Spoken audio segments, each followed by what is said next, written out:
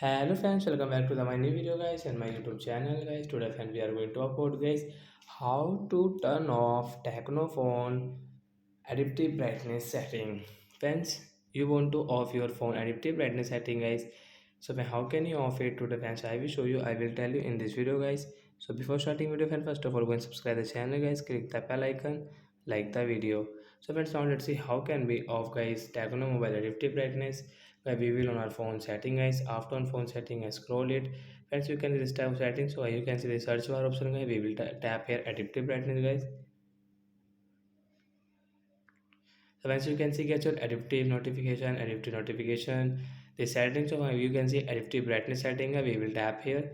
Direct guys, you can off your adaptive brightness from here.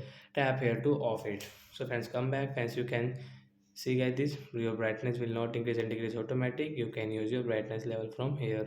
So that's it guys. Thanks for watching the video guys. I hope friends you have understood how to off adaptive brightness. Bye guys.